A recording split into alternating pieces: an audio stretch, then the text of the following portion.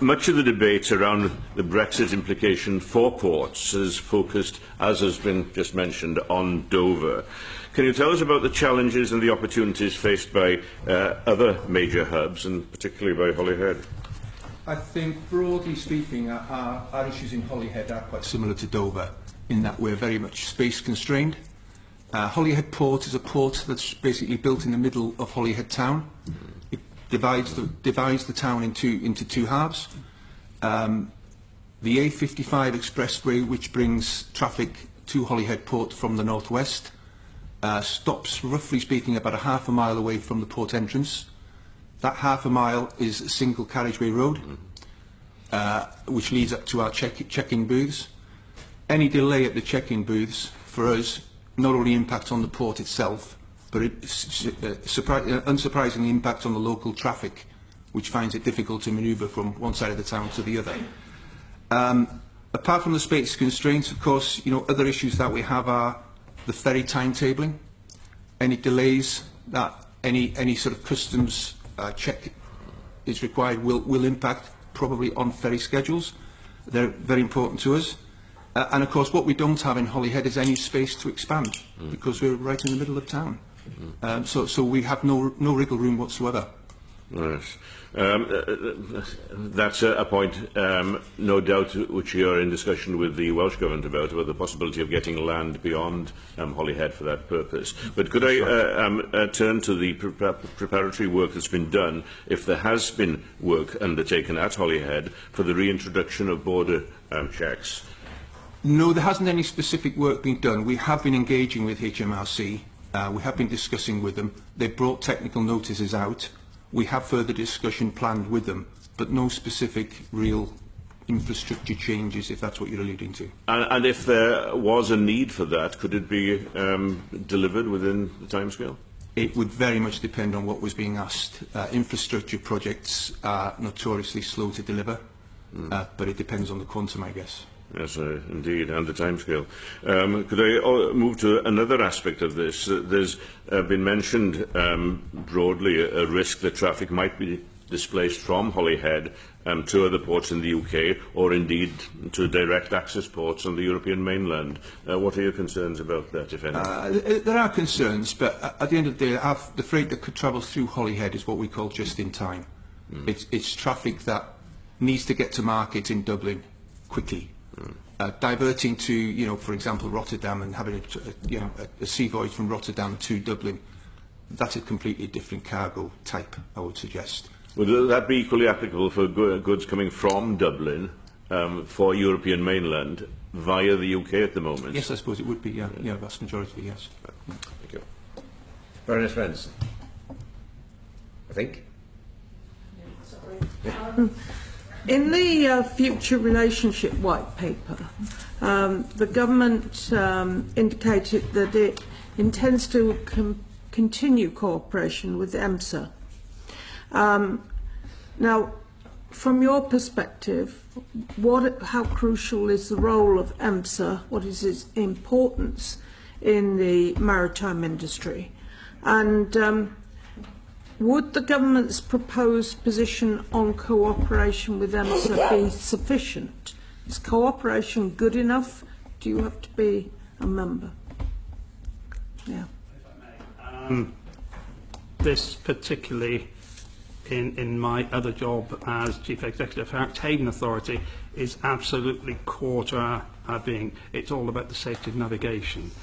And the current cooperation with EMSA extends to the Safe Seas Net and the Clean Seas Net, all of which are important. The Safe Seas Net in monitoring vessel traffic and dangerous goods flowing around European waters and into and out of the UK. And also one of the aspects of the Safe Seas Net, which is THETIS, which is the arrangement whereby the NCA and partner organisations in Europe cooperate and exchange information, particularly on defective vessels or banned vessels or high-risk cargoes.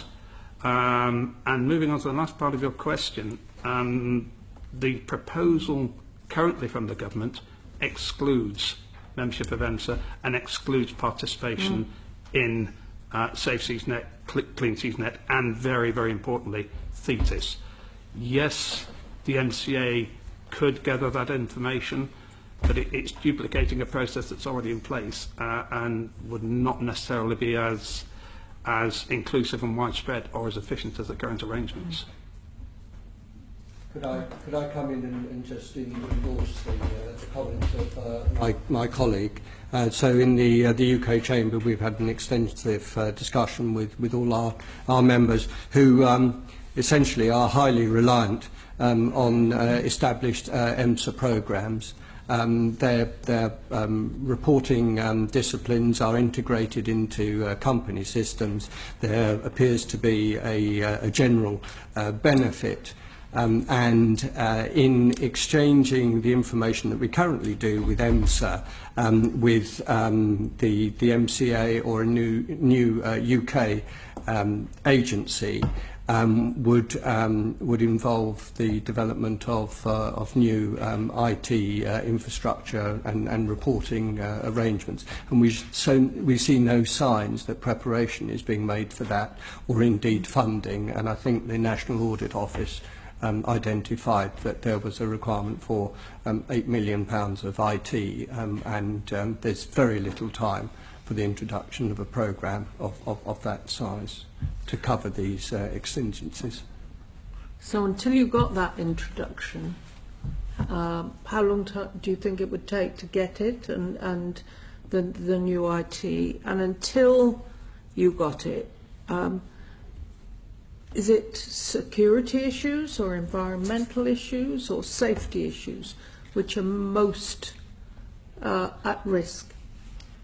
It's actually, if I may, it's all three of those.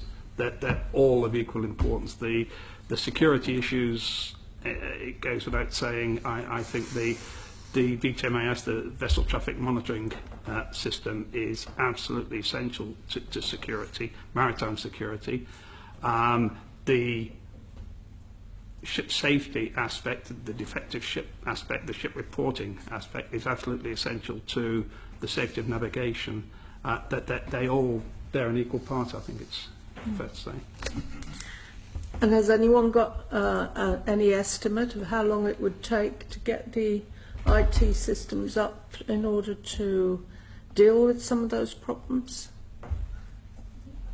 Well, I mean, if I can try and answer that, I mean, I think it's important to make clear that, I mean, these are state provisions. There was apparent benefit in contributing to a number of European-wide schemes where for shipping, sort of frequenting European trades, there was obviously a benefit in only reporting once or having linked reporting. So there's a question of scale if we do it nationally, but the responsibility for delivering that infrastructure and providing the IT and the operators of it will be one for government. And there's a question that applies here, as it does more generally in any Brexit discussion. The question is, where will the bill end up? I mean, it's fine for us to say that industry won't be paying for it, but there's a rather an expectation at the end of the day we will, and then we will be passing on that cost ultimately to the consumer. So you can see the knock-on effect of cost in any of these projects.